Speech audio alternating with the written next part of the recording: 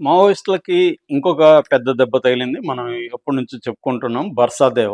బర్సాదేవ పోలీసులకు దొరికాడని, పోలీసులు అతన్ని పట్టుకొని చంపేస్తారని పౌర హక్కుల సంఘాలు గాని, లేకపోతే హరగోపాల్ లాంటి ప్రజాస్వామికవాదులు ఆందోళన వ్యక్తం చేస్తూ ప్రకటనలిచ్చారు. నేను అప్పుడు కూడా చెప్పాను.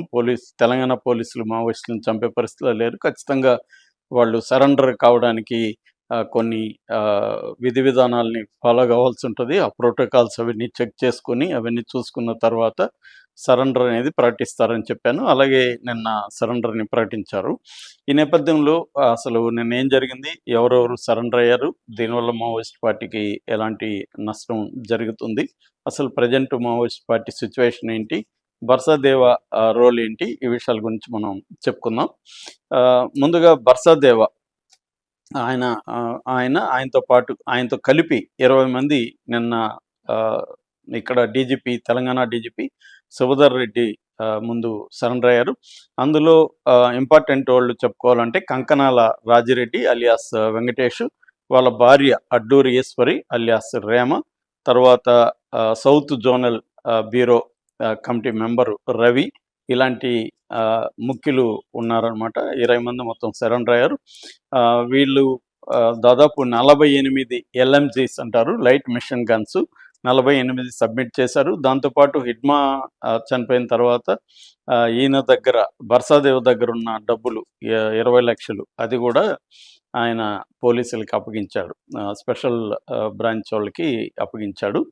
సో ఆ సందర్భంగా ఆయన మాట్లాడుతూ బర్సాదేవ తెలంగాణ పోలీసులకి థ్యాంక్స్ చెప్పాడు. అలాగే దాన్ని ఆత్మ సమర్పణ, లొంగుబాటు అని ఆయన అనట్లేదు, ఆత్మ సమర్పణ అని అన్నాడు.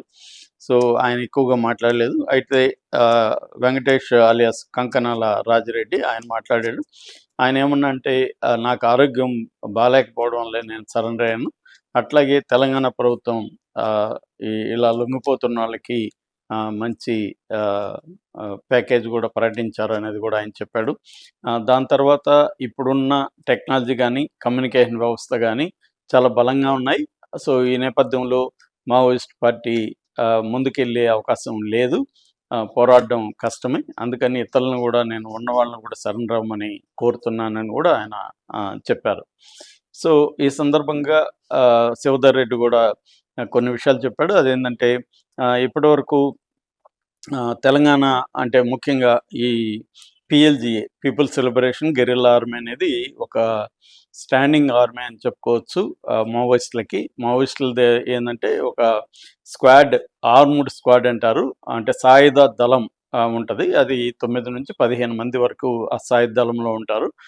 వాళ్ళు మొబైల్గా ఉంటారు. అంటే మామూలుగా అయితే వాళ్ళ స్ట్రక్చర్లో ఒక దళం 60 గ్రామాల పరిధిలో రేడియస్లో తిరుగుతూ ఉంటుంది. మామూలు మైదాన ప్రాంతంలో అయితే, కొండల ప్రాంతంలో వాళ్ళు మరి ఎలాంటి నిర్దిష్టంగా ఒక దళానికి ఒక ఫిక్స్డ్ ఏరియాని పెట్టుకుంటారు. ఆ ఏరియాలో వాళ్ళు సంచరిస్తుంటారు. కానీ పోలీసులు వాళ్ళని తరుముతున్నప్పుడు వాళ్ళు కాపాడుకోవడానికి ఇంకా డీప్ ఫారెస్ట్కి, థిక్ ఫారెస్ట్కి వెళ్ళిపోయే అవకాశాలు ఉంటాయి. ఇది కాకుండా స్టాండింగ్ ఆర్మీ అనే కాన్సెప్ట్ని కూడా వాళ్ళు చైనా ఇన్స్పిరేషన్తో, చైనాలో రెడ్ ఆర్మీ అనేది ఉండేది మావో ఆధ్వర్యంలో జరిగిన విప్లవంలో, దాని ఇన్స్పిరేషన్గా ఇక్కడ కూడా PLGA people's liberation guerrilla army అని, దాన్ని వీళ్ళు రెడ్ ఆర్మీ అని వీళ్ళు కూడా పిలుచుకుంటారు. ఇది స్టాండింగ్ ఆర్మీ అనమాట. దీంట్లో కంపెనీ అని, ప్లాటూన్ అని, బెటాలియన్ అని 3 రకాలుగా ఉంటుంది. బెటాలియన్ అనేది అత్యున్నతమైన బాడీ. ఈ బెటాలియన్ నెంబర్ 1 అనేది పెట్టుకున్నారు. బెటాలియన్ 1, 2, 3 అలాగ పెట్టారు. ఈ బెటాలియన్ 1 అనేది చాలా పవర్ఫుల్ బెటాలియన్. అంటే వాళ్ళకి ట్రైనింగ్ కానీ, వెపన్స్ కూడా మంచి వెపన్స్ ఉంటాయి. వాళ్ళకి గెరిల్లా వార్ఫేర్ అంటారు. గెరిల్లా వార్ఫేర్ అనేది కమ్యూనిస్టు ప్రభుత్వాలు కావచ్చు, లేకపోతే అంతకుముందు కూడా ఎప్పుడైనా బలవంతుడితో బలహీనుడు పోరాడే పద్ధతిని గెరిల్లా వార్ఫేర్ అనొచ్చు. ఎందుకంటే ఈక్వల్ కాదు కాబట్టి బలవంతుడైన ఎనిమితో బలహీనుడు పోరాడేదానికి కొన్ని పద్ధతులను ఏర్పాటు చేసుకుంటారు. అదేంటంటే తమకు బలమైన ప్రాంతంలోకి శత్రువుని రప్పించడం,